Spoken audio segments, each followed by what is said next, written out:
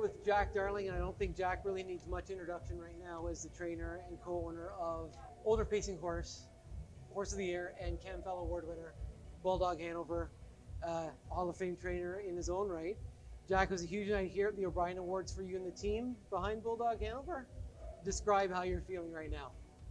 It's emotional. I mean, I watched that video tonight of him, and I got choked up, and I went up to do my speech, and I had a little trouble. It's just, with that horse, it's just been an emotional thing. It's been an emotional ride. In addition to Bulldog being the divisional winner, he was Horse of the Year and was the Camfell Award winner as well. What do these awards mean to you? The Horse of the Year is big because it's what he did on the track. It's his ability on the track. The Camfella is important because it shows what effect a good horse can have on people, on human beings, on the fans, and that's the most important thing in our business is the horse. Absolutely. Obviously, the 145-4 world record performance was the pinnacle of the year. He matched the Canadian record twice, and he won numerous stakes, and was even impressive in defeat, as we heard inside. What were your favorite races over the 2022 season, and why? Yeah, my two favorite races were the Dayton Pacing Derby. He had the 8-hole, 5/8 mile track, great field. That was the exciting race because you didn't know how it was going to go. You knew he had to really work at it. I suspected he'd have to be parked the mile, and he was, and he just won it so easy. And they're going to Dayton, the fans were all out to see them, and they went crazy through the lane, and that was a great night. The other one was the Hoosier Park Derby. I think he set the track record that night. Again, in with a great field, and I mean, he just opened up in the stretch, and at the wire, he was still opening up. He won by 5-6 lengths. That's when he really showed that he was so much better than the competition. It was really impressive. And you mentioned the fan base that you saw in Ohio. He had a huge fan base, globally, right? So, and you embrace that, and you let the fans enjoy this horse, and you always make yourself available to media, and that's why you're winning the 2022 Good Guy Award stateside.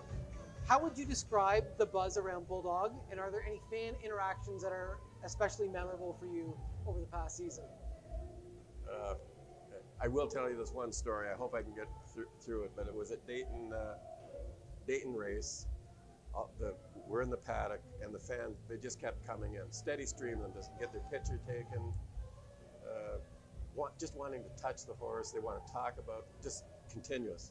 Anyway, this young couple came in from Ohio, started talking to me. They said they had a little farm outside of the track. They had a couple horses, and his wife said, "Can I go and see Bulldog?" He said, "Sure, go ahead." So she went in. She was having him all smiles and just having a ball. And her husband was beside me. I looked up at him, tears are running down his face. And he said, "Jack, that's the first time I've seen my wife, smile in a year." He said, "We lost our son a year before, and this is honestly the first time I've ever seen her smile like this." And I mean, that was really something. And so then his wife, she came over, and we talked about it, and talked about their son and how much he would have loved this horse. It was just amazing to see how a horse can affect people like that. And it was, there again, just an emotional thing. We all stood around there with tears running down our eyes. It really affected me anyway. My next question, I think you sort of answered it, because I was going to say, what would you say Bulldog Hanover's greatest contribution was to Canadian racing? But if you have a different answer for that, I'll definitely take it. I think it was that he appealed to people outside of our industry, big inside our industry, but even outside our industry, there was a lot of people through the media. We got the word out there to a lot of the outside media, and people kind of paid attention, and there was people actually that weren't even in the business that would talk about Bulldog Hanover.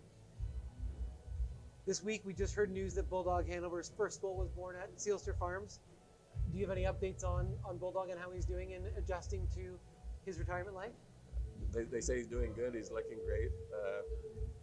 He's going to get busy in about a week. I think they start the breeding season, so I'm sure he's doing well. And I'm sure we all look forward to seeing the next generation of Bulldog Hanovers all on the racetrack when they hit the track, I guess, in a couple of years. I'm really excited about him as a sire. That's why I wanted him to go to stud last year. Even I was just really, I just thought that he had the potential to be a sire, and now he's breeding a great bunch of mares. I mean, some of the best mares in North America he's breeding. So he's got a real chance to make a big impact. We'll all look forward to seeing that when it happens. And Jack Darling, thanks for your time and congratulations on all your work tonight. Oh, thank you.